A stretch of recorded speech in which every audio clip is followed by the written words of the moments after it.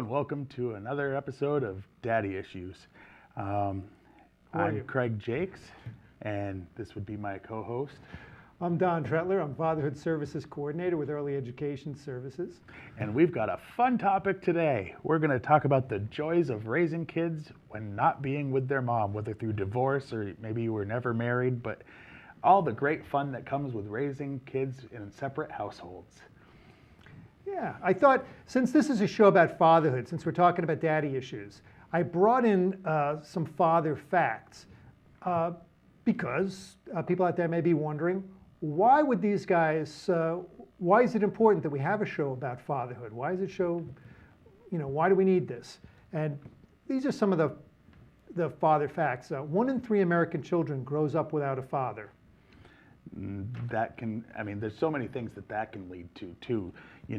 Less discipline in the home, so possibly getting into crime or trying to find that love or that feeling from a group of people that may not be the best influence. Less, parenting able to, when there's a single mom or whatever, not having that other person there to make sure that they're doing their work and graduate school and not drop out, not have kids as a teenager. That would cut down on so many problems. Right, and some of the wouldn't stuff stop all of it. Right, some of the stuff you're mentioning are some of the negatives, and some of the fatherhood facts that I found were kind of on the negative side.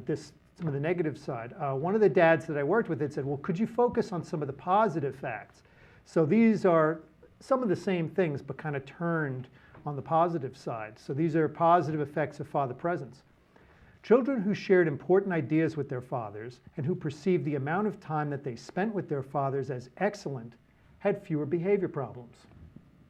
Makes good sense, right? Which kind of goes with what I was saying about the first one, is with the father being there, it's going to change all those bad influences that would come from them not being. To me, that kind of matches up with what I said about the first one. Right. Really. Right. Children whose fathers are highly involved in their schools are more likely to do well academically, participate in extracurricular activities, and to enjoy school, and less likely to repeat a grade or be expelled. Now, I don't know if you wanted us to talk about each one of these as they came along, but I have some thoughts, and I'm assuming you might. I don't know, I'm sure you go to your son's school, and talk with teachers for parent-teacher conferences and things like that. When my oldest was at Academy School in Brattleboro, I would pick him up at the door, and there was some different behavior issues due to the fact that he was having a rough time with the divorce for the first year or whatever, and even other behavior issues. I would talk to each of his teachers as he progressed in school and check in every time I picked him up, because I would pick him up right at the door. And if there was anything that went on that day, I knew about it immediately, and I handled it as soon as I, got him home.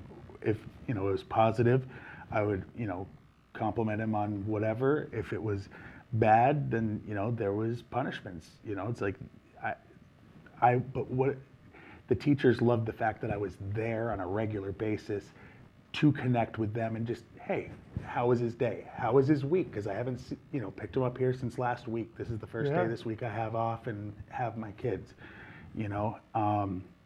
I imposed myself as being right there. You know what I mean? I didn't wait to be asked. I was there every day that I had them. Right. It's important. It's important, for the teachers to know that we exist and to have kind of a face in their minds when it comes to who the parents of their kids are, because they're kind of possessive of our kids too. How about this one? Fathers who participated more in childcare had sons who are more empathetic, understanding the feelings of another person. That makes sense. Isn't that kind of a cool thing? Empathy from fathers. That's something you wouldn't normally associate. I should hate to admit this, but I cry when I see sad stuff on TV. And my kids see that. So my youngest came to me one time and he said, oh, my mom's boyfriend told me it's not okay to cry because I'm a boy. And I got mad. I really did. And I said, would you consider me to be a tough guy? And they said, well, yeah, because they've seen me, different things that I've done, And they're like, well, yeah, you're definitely tough. And I was like, and have you seen me cry? And they both instantly went, oh, absolutely. Sarah McLaughlin comes on singing about angels or whatever, and you see a dog with one eye, and I'm just like I can't help it. I'm like, turn that off. Like, I cry like, a little Yeah. kid. I just do. So, but they see someone that they look up to as a man that's just like, hey, abused animals bothers me. If I'm watching a news story and it says someone did something horrible to a child, I can't even like tell other people about it without my voice cracking. I just Right. can't do it. Well, it's weird. I don't have anything against crying, and I certainly don't tell my son, don't cry. I try not to be negative about it, but he's said to me, he goes, Dad, how come you never cry? And I think that's one of those things is I just got kind of socialized out of crying or whatever. Maybe, when I was a little kid, they said to me, don't cry, quit your crying, you're a boy or whatever. Not that I have memories of that or anything, but trying to think of times when I've seen a couple of movies. There are a couple of scenes from movies that made me cry, like in terms of endearment. Never saw it. Oh, it's Deborah Winger, and she's got 2 kids, and she's dying in the movie, and that scene kind of made me cry. And here's a kind of another weird one, and I don't know how to explain it, but Philadelphia, where Tom Hanks Yep. and Had AIDS. he had AIDS, Yeah. and he was in the court. He was in the court as he was sick, and he started to pass out on the witness stand, and his partner in the movie was Antonio Banderas, and as he started to pass out, I'm Puss in Boots. Oh, wrong movie. Antonio Banderas just like leaped over the little divider there, over the little fence in the courtroom, and somehow that just like affected me. Like how, I don't know, it was all about like the connection between the 2 people, and, so that kind of broke me up a little bit. Yep. I mean, yeah. The way I look at it is, I don't do. It's weird. Like my father, I never saw him cry until when I was 17. My brother passed away, and it's coming up, the anniversary, because it was actually on Mother's Day that he got in a car accident. And that was the first time I actually saw my father cry, when he called my mom, said, I'm gonna come pick up Craig. I'm not going to have him go to school. She wouldn't tell me why. He'd let her know. And, as I'm sitting in his vehicle with him, he just, burst into tears. And I had never seen that before, Now I'm sure he had.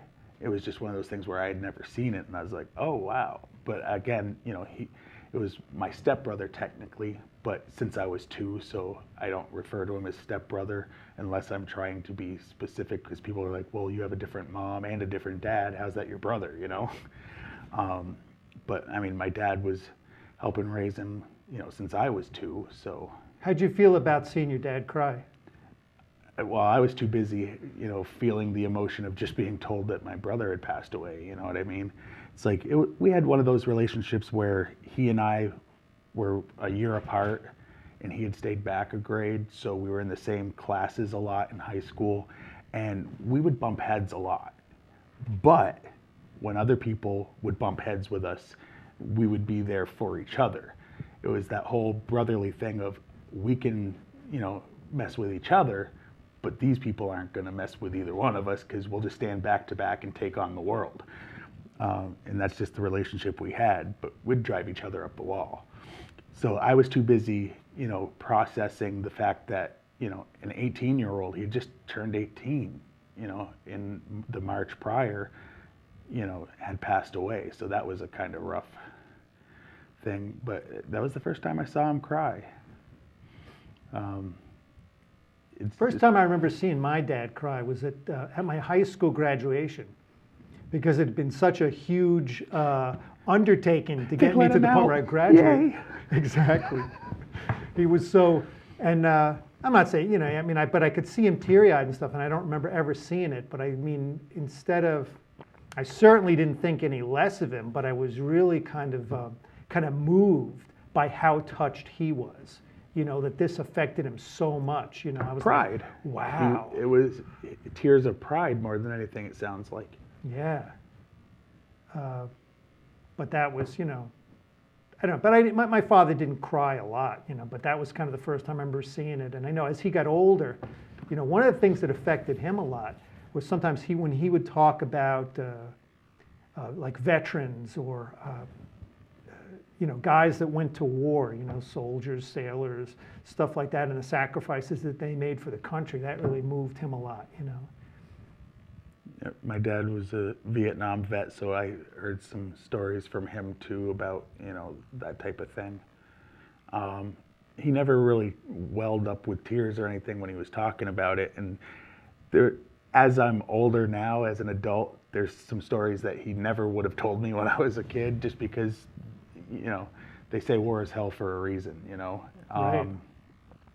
But, during an era where a lot of people were trying to skip out, he tried to sneak in early before he was 18, but he had brothers and uncles and father that were military guys, so that was just his, take on it was, but he also said that, things he saw over there, he didn't like the way it was being run, and when he got out, he did go to some protests of the war, not because he thought that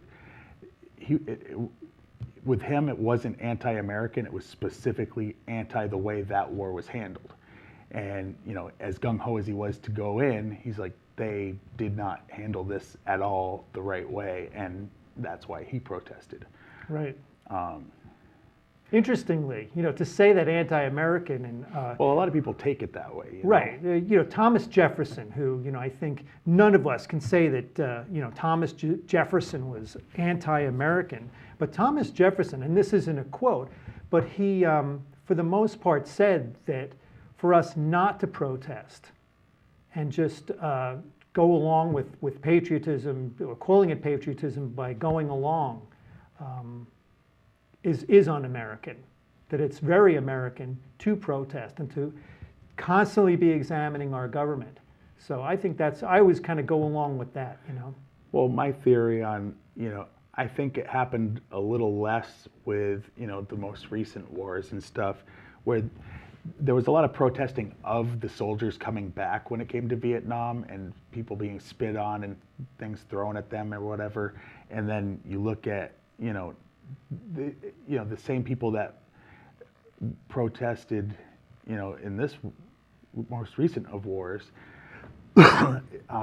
they tended to not be so disrespectful to the people that were on the ground.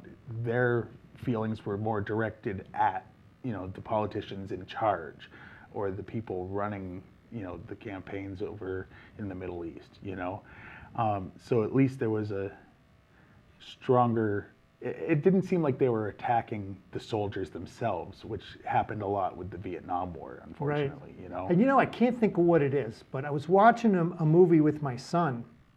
I can't think of which one it was, but it was like a late 80s movie. And it had something to do with somebody in it was in the military, and how these folks were kind of looking down on the military. That there was a time, like now, because people have been at war, been in Afghanistan and Iraq, we don't even think about, looking down on members of the armed services. But there was a time, say 25 years ago, when routinely there was a big divide and people were kind of looking down on the folks that were in the armed services. Well, I'm not sure how we got there from your list. Oh, we were talking about empathy. How about this? Children who have fathers who regularly engage them in physical play are more likely to be socially popular with peers. Right? There's a good one. Sounds good. Here's one that's kind of funny. Every time I read this, right, I've gotten rid of this on the newest list. This is my old one. But children whose fathers wear seatbelts, have car insurance, and have precautionary savings are more successful as adults. Okay. Yeah. I mean, I guess if you're prepared for, bad circumstances, I guess it makes sense that you would be a successful adult just because you're prepared. Right. It's just kind of setting that example and that your children would follow in that. Students who have higher self-esteem and lower depression reported having greater intimacy with their fathers. Sustained contact with the father mattered most for sons. Physical affection from fathers mattered most for daughters. Like hugs. And the only problem I have with that one is statistics have shown that as a country, the United States has a much larger percentage of self-esteem full children and some of the lowest scores on the planet when it comes to education. It's so while they're not learning things, they're proud of it. And that I understand that it's good for a child to have self-esteem, and I'm not saying that that's a problem. It's just when they have self-esteem, but you can't tell them, well, that's wrong, or you have to give them a participation trophy. Well, you were there. Yeah, well, didn't win. And I had participation trophies when I was growing up. I didn't care about those. I would only care if it meant I won something. And the idea that you can't tell your kids, no, you lost, that's why you didn't get a trophy, I don't think that does them any good. It helps their self-esteem, but it doesn't teach them that in the real world, just because they were told, well, you got the answer wrong, but the way you thought about coming up with the answer was great. Well, that's not how it works when you have a job. If the job's done incorrectly or not at all, the boss isn't going to go, well, at least you tried to come up with your own way of doing it. The grill's not clean, and you only cooked one side of the burger because you forgot to flip it, but it was a good try. It just doesn't work that way in the real world. And being a fan of like a sports team or something, we'll use your team as example. Now, Craig is a fan of the Seattle Seahawks, who are Super Bowl champions. Finally. Right? Finally, right? So you have a lot of pride, and you have it means a lot. Now, if your team lost and you had that attitude of, well, at least they played a season and they finished 4-12, but at least they had a good time. They had fun. Trust me, there was plenty of seasons I had to live through where that was kind of the score at the end of the year, 4-12 being the final, how, many wins and losses. But I mean, there was a time when I would have asked people, what does it mean when your team has a W next to them in the newspaper? Because I haven't seen that before, Luckily, they've been doing better. Obviously, this year they did amazing. I mean, as much as I assumed they would win the Super Bowl, I didn't see that coming. I can say that much. Right. But yeah, I mean, do you think that these are kids that became professional football players that were told as a kid, well, you were there, or were these the guys winning actual awards for their skill set? For how hard they tried, how much they practiced, how well they learned, the playbook. That's what gets you there. You can't just say, well, you were here, so everyone gets this, because I think that that's actually detrimental to a child's growth. Self-esteem through the roof, but in the real world, their butt's getting kicked, because what do you mean everyone's not going to tell me how great I am? And And as a fan, when you're rooting for your team, I know I'm a baseball fan, I'm a New York Met fan, so all the seasons of being bad, when they finally do win, it's that big of a deal, And I would think it's the same way, if your child's participating, when they finally win, that it is a big deal, that they realize what a big deal it is to be the champion, what a good feeling that is. I didn't get to feel that. I can't think of any team that I ever played on that was a championship, but I don't even know if I played on very many winning teams. But I was never really good at baseball, for example. Football, I never played on a team. My brother, the one that I mentioned had passed away, he and I used to always tie. We'd play one-on-one football, and it was tackle. The problem was being heavy, I couldn't catch him because he was skinny and fast.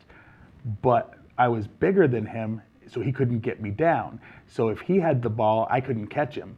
And if I had the ball, he couldn't get me down, so I'd drag him across the goal line. So it always ended in a tie unless we were called in for dinner before we got to tie it up. So, I mean, that's my extent of playing football. Basketball, I'm really good at, which is surprising because of my size, being heavy or whatever, but I'm really good at basketball. That one, it's weird. I love playing football. I love watching football. I hate playing baseball. I really haven't watched a game in years.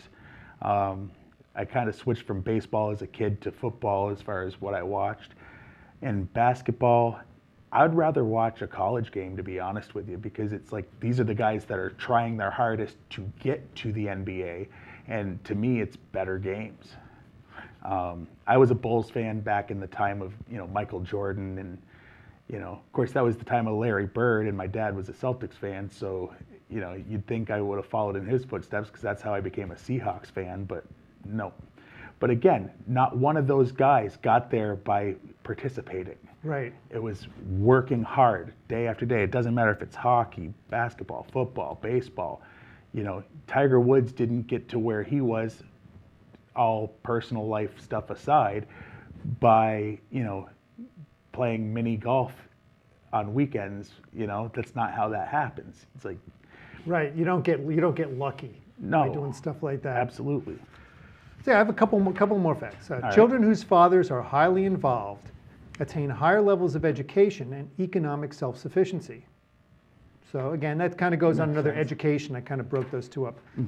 Children with hands-on fathers, in other words, fathers who are involved, set reasonable rules, monitor TV and internet use, are much less likely to use drugs than children with hands-off or absent fathers. Now, does it say anything, speaking of drugs, I've always had the open and honest policy with my kids about, I never did this, I have tried this. When I was, younger, I did this, but here's my expectations, and I know what to expect because either I did this and know what it does and don't want you to do it because I've been there, or I've seen people who did that and I know what that'll do, so I don't want you, but I've never lied to them about the fact that, when I was younger, I definitely smoked pot, and I've never. You just said that on television. You realize that? I'm an honest person. I don't currently smoke pot, so it doesn't really matter, does it?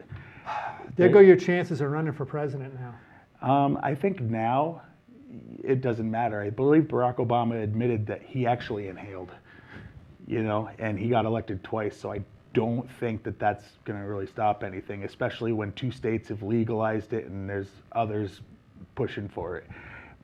And I'm not going to lie, if it was legalized, I would probably smoke again. But since it's not, to me, it's not worth the legal ramifications and not being around my kids. I mean, that's, to me, when I quit was when I was going to have a baby. And I said, well, it's not my thing. Right. It's like I've got priorities, and my priority right now is my son. And that was the end of my smoking career.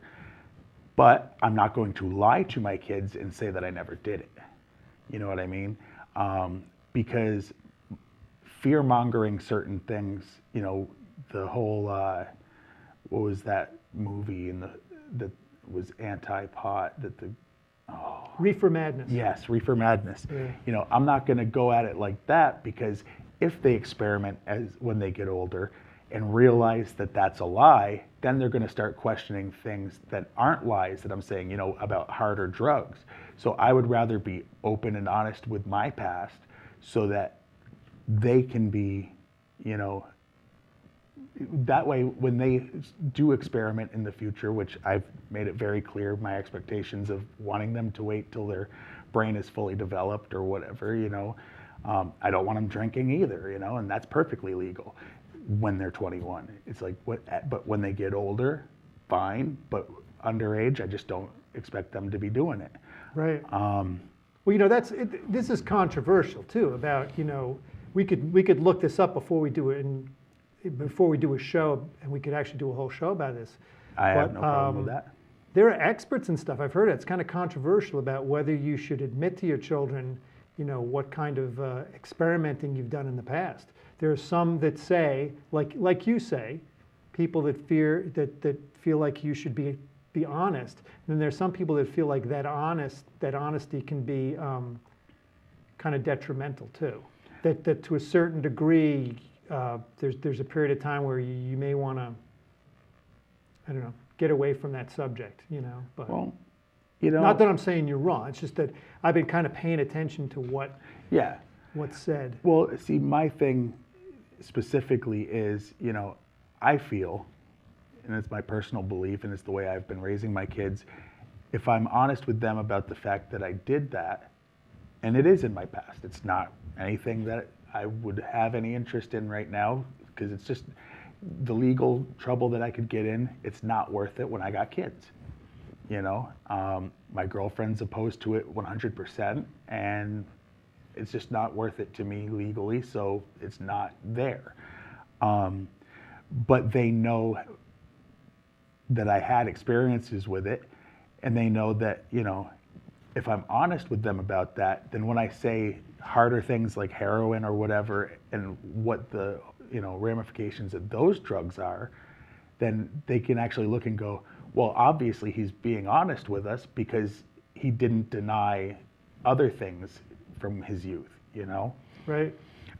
Again, that's my take on that, but yeah, I'm more than willing to have that be a full episode, because I'm sure we can come up with a lot of... Right. I'm just thinking I'd like to get prepared and try to find, like, you know, whatever the expert advice is, so that then we Absolutely. can kind of deliver it out to the other folks. Absolutely. One of the things I wanted to talk about today is May 8th, and we're coming up on Mother's Day this coming weekend. So I thought maybe as dads we could talk about Mother's Day And like I started off with saying that this would be an episode about, you know, divorce or separated parents, we can tackle Mother's Day from a, you know, neither one of us is with the mother of our children. So that does put a little twist on it, you know? right. And we were talking about this before about you know, about celebrating Mother's Day for the mothers of our children. And I've talked about it with a couple of people who've said, oh, you know, that person, there's a reason why, you know, you've separated from the reason why you're divorced. But there's also, on all the lists of how to be a better dad, on every list that I've seen that says these 10 things you can do to be a better dad or whatever, or a lot of times I reference the 100 things you can do to be a better dad that somebody came up with. And on every single list is honor your child's mother, is have respect for them. And so here we are coming up on Mother's Day, and I think even if we don't, you know, agree on a personal level, or we have whatever anger, bitterness, resentment toward, you know, our exes, we still, to a certain degree at least, you know, if we can overcome that, is to honor the job that they're doing as, you know, as the mother of our children, if we agree, you know. So this is where part of the divorce comes in. You know, you've had experiences now because you've been divorced longer than I have. So you've had experiences with your ex and experiences as a parent over some parenting issues with your ex. Absolutely. Well, the thing is, I understand the honoring, because my father, and this is how I've tried to be with my kids, he never badmouthed my mother in front of me when I was growing up. Not once that I can recall did he. There was other people that may have said stuff around me when I was at his house, but he wouldn't do it. He didn't. My mother did have bad things that she would say, and my great-grandmother, who was alive at the time, had bad things to say about my father.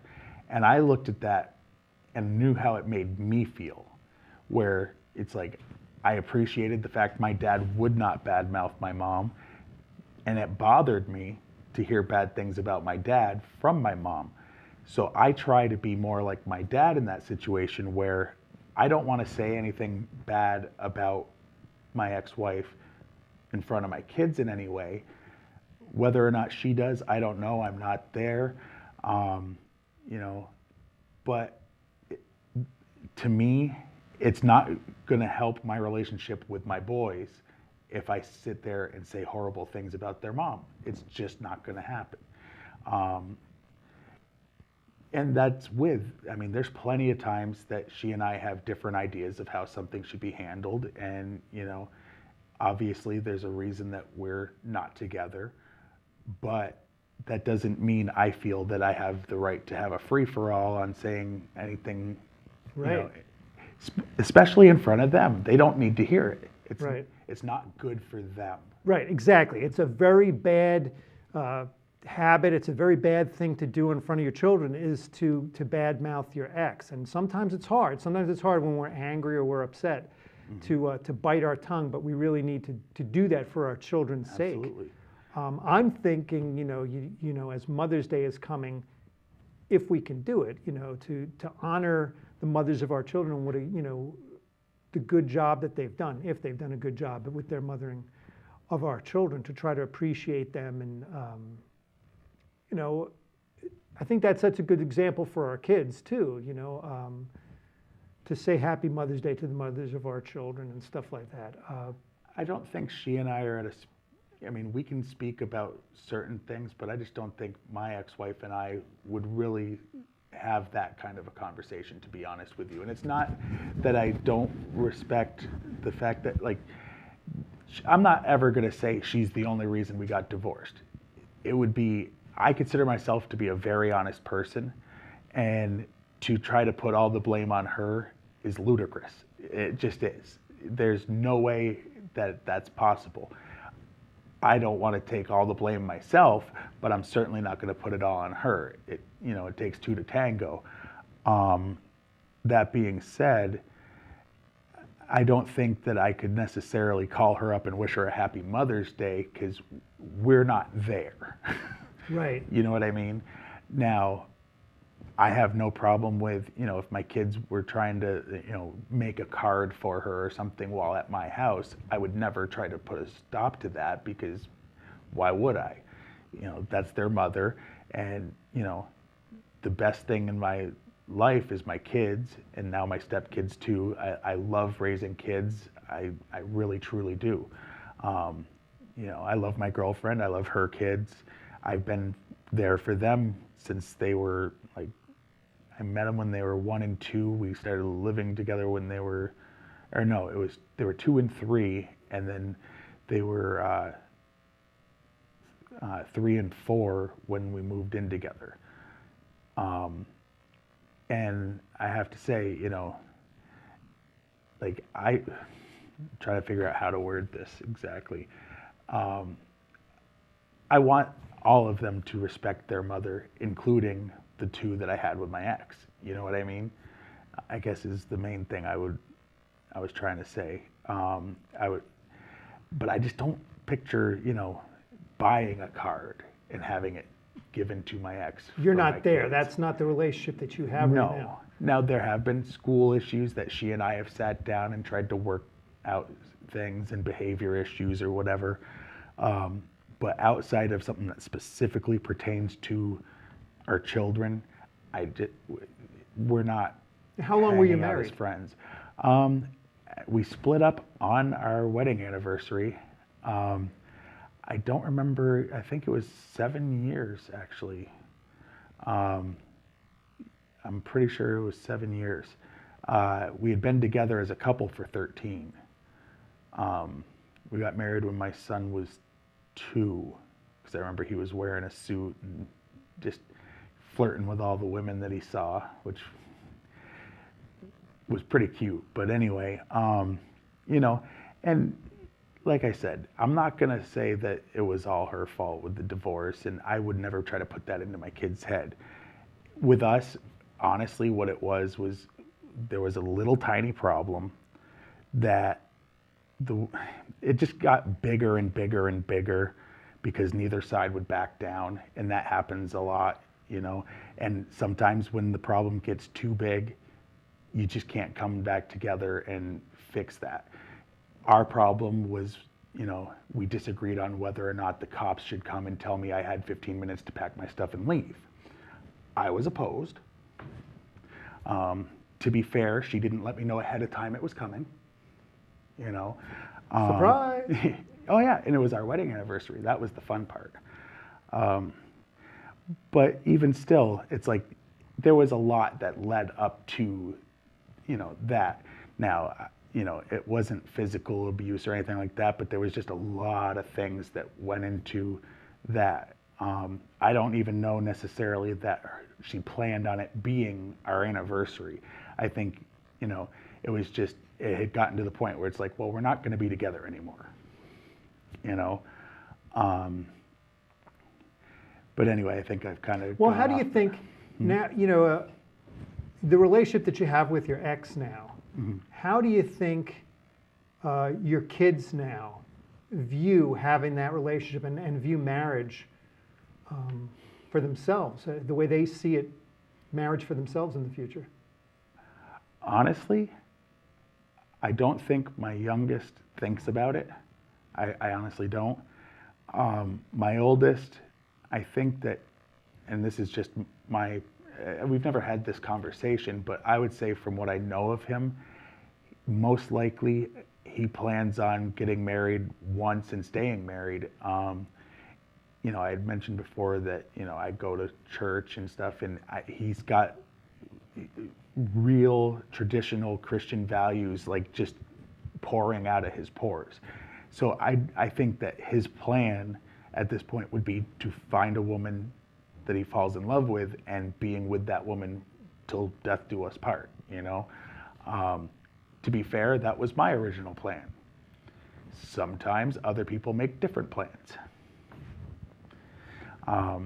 But,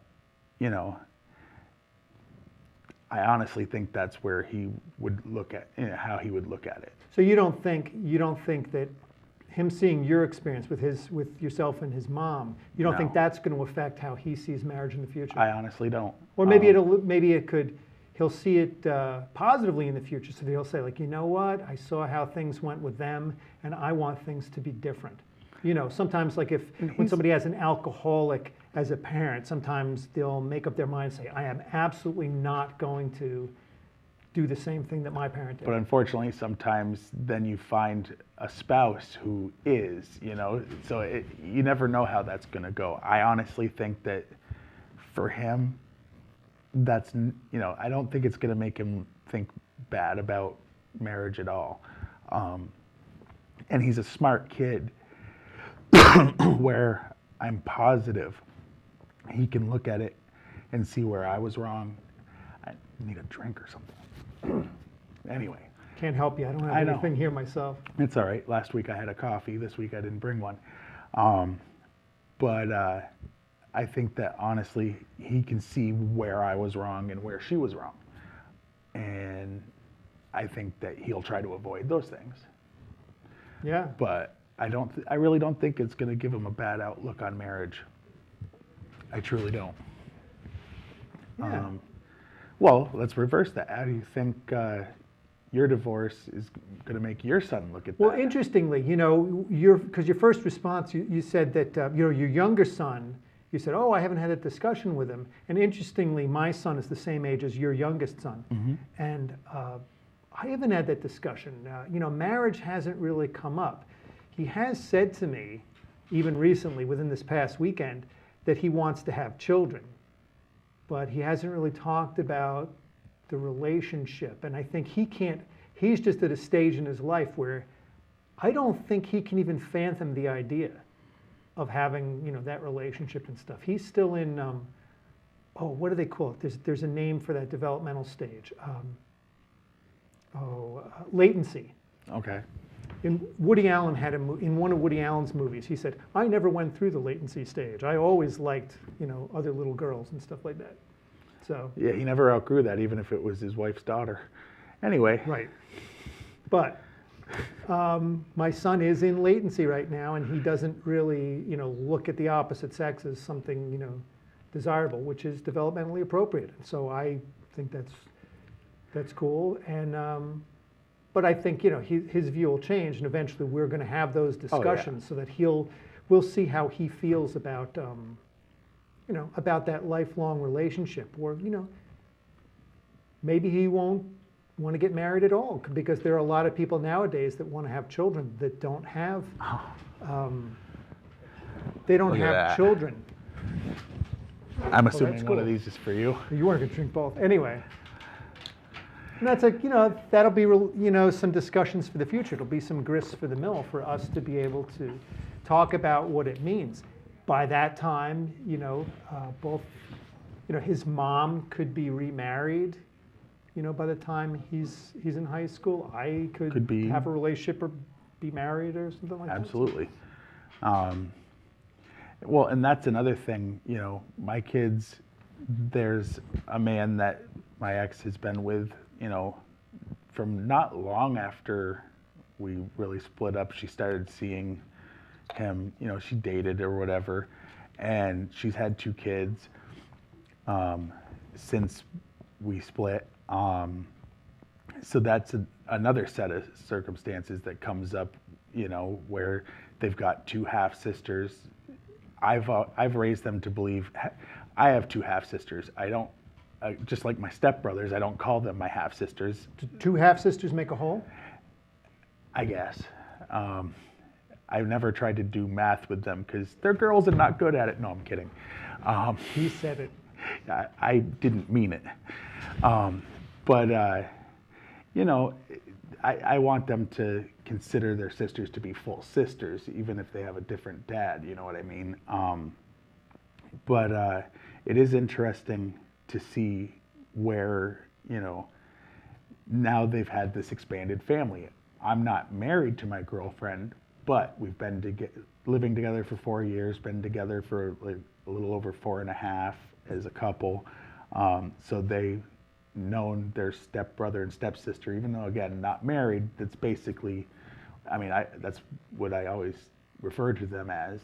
I'm the man that's been in their life since they're old enough to remember, and I take that on 100%, take that responsibility with no problem. They're great kids, How are you going to celebrate Mother's Day with your girlfriend? She told me she doesn't want anything, but I'm not dumb enough to believe that, because women love to say that. What they mean is, you better come up with something good. And I'm going to make sure that she doesn't see this until after Mother's Day, because I don't want her knowing. I'm not going to say what my plans are. We're not going to talk about the plan. No, not at all. Keep the plan because under wraps. luckily, she hears enough of me talking that she doesn't want to watch the show. She's pretty much sick of me talking. She can't wait for me to come do this once a week so that she doesn't have to hear me. So she's certainly not turning it on. I'll put it on. She's like, ugh. It's bad when she wants to do dishes. But it does sound like you're planning on honoring Mother's Day with your girlfriend. Oh, absolutely.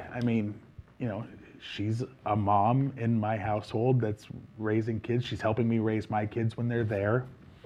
To me, it would be ridiculous to not do something for her.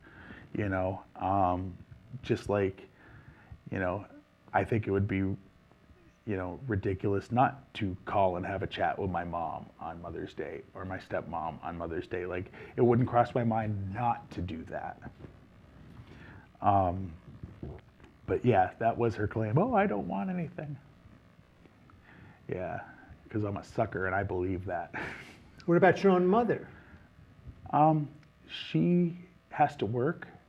On Mother's Day? Every other weekend she works. Wow. And just that's the way her schedule works, where she has a job is, she has every other weekend off, and then, the off weeks she has days off during the week instead. And she had last weekend off, and my sister already claimed that time. So that's why when Herrick's Cove had that thing, she went last year, but she couldn't this year because she had plans that my sister had taken Right. care of. Yeah, I definitely, want to do something for her also. She's my mom. She raised me. There was plenty of times when she was a single mom trying to raise me and my sister after, the divorce with my father. And then she broke up with my 2 half sisters. There's 3 of us, 3 different dads. Of course, I'm semi-intelligent, I would like to believe. So I would point out things to her that would drive her up the wall. So we could never, let me put it this way, it's a good thing we don't live in the same house because we'd be on each other's nerves so much that like someone would end up missing. She was mad at me and my sisters one day, and this was when I was still in high school, and she's like, "You three kids are driving me nuts." And I said, "Well, that's probably because we get that from our dads, because that's the one thing we have in oh wait, no, that's not the thing we have in common, is it?" She didn't like that, but I mean, come on. You know, we only had one genetic parent the same, and it was her, so if she wants to blame anyone, there's a big old mirror. Wow. Well, I'll honor my mother for Mother's Day, because I lost my dad a couple years ago, so I have to make sure that I treat Did you my stop mom looking? right. Oh no. Stop looking for him. No. Sorry, it took you a second. You're like, oh, he's making a joke about the loss of my father. Yeah, I apologize. I was trying to think if I look for him, you know. I look up to the heavens. Look to Dad for guidance. But yeah, we're going to be going over to my brother's house, and so both my brother and I will. I guess they're going to have brunch, have a Mother's Day brunch. So it's kind of cool. Yeah. Yeah, I mean, so I don't know. Do you see your relationship ever getting to a point where you would be able to, you know, send a Mother's Day card to your ex? I don't know that that's appropriate in my opinion. You know, it's like I would have, you know, obviously we're going to have to co-parent with a lot of things.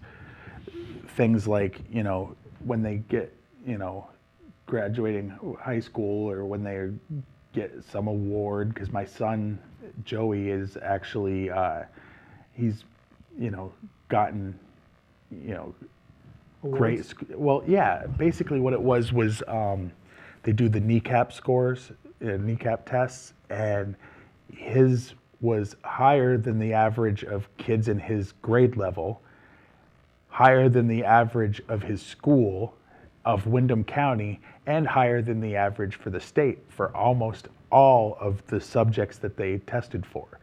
So yeah, he's getting lauded for those things, and obviously she's going to want to be there for that recognition also because she's the other parent. So I have no problem with going to school functions and having her be there, and you know, we interact perfectly fine for that situation, but I just don't know that it's necessarily appropriate after a divorce to send, you know, cards and So whatnot. do you feel that kind of like in a generic sense, not Yeah. necessarily just your relationship, but Right. but exes shouldn't do it at all? And well, actually, I kind of Well, feel she wouldn't do it for me. I kind of feel different. I kind of feel like we did a workshop for the New England Fathering Conference, and it was called "If We Can't Be a Family, We Should Be a Team."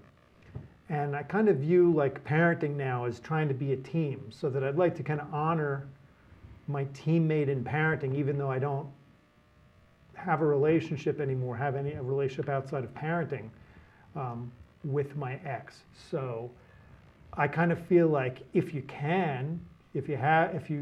don't have too much bad blood, I think it's kind of a good idea to do it. I think it's a good idea to honor them, and I think we got to wind down, don't we? Yeah, I see the clock. Well, you know what I'd like to do is before we leave for the week, I'd like to say Happy Mother's Day to all the mothers that are out there. If you're watching our Absolutely. television show, if you've tuned into a dad Oriented. show. Yep. And I guess the final word that I have on the subject is, you know, if we had to boil it down, divorce sucks. Straight up, divorce sucks. And if it sucks for you and it sucks for me, the poor kids, they're the ones that it hits the worst. You know, there's the old thing of this is going to hurt me more than you. In this situation, I honestly think that, you know, sorry, son, this is going to hurt you a lot more than it's going to hurt me, you know? And all we can do is try to work with our exes to raise the kids the best we can and try to not fight and argue in front of them. And like I said, I just try never to have a bad word about her in front of my kids. Right. That's a good good rule of thumb. Somebody just told me about rule of thumb Do you know where the expression came from? Yes.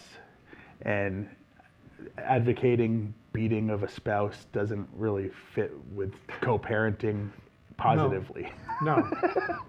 So Look it up. I guess this has been Daddy Issues. I'm Craig Jakes. I'm Don Treadler, and And wait wait till until your your father father gets gets home. home.